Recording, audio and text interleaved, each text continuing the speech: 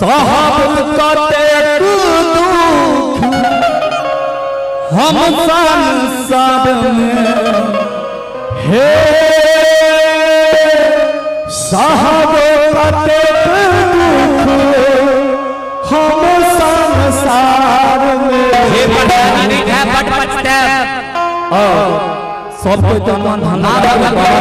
के प्रसादी छिए नचारी ने एमे लाज नहीं करो हे साहब कते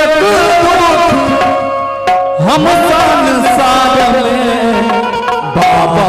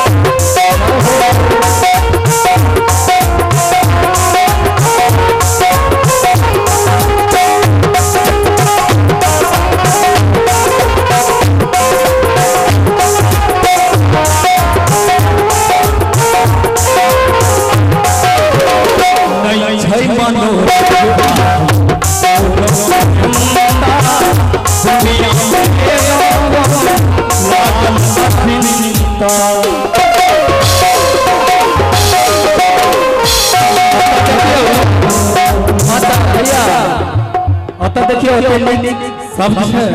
जय हो जे जब तक हमारा राज जाय हुआ जे हमारा राज समेत होए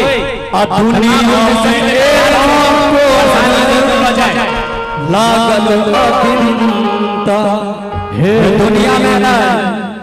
दुनिया में रहना बहुत मुश्किल के बात है। जय हो आदमी मेहनत नहीं करते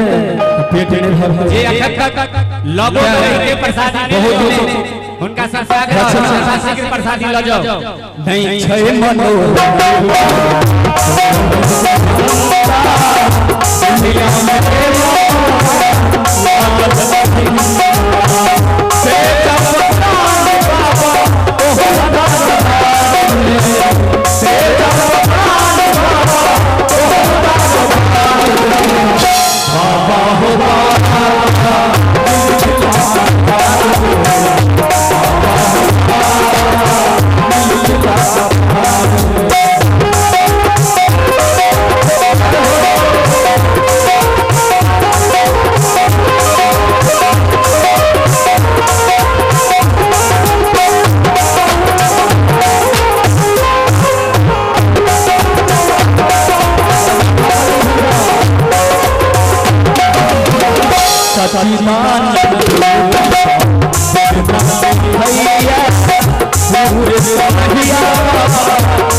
दुनिया भैया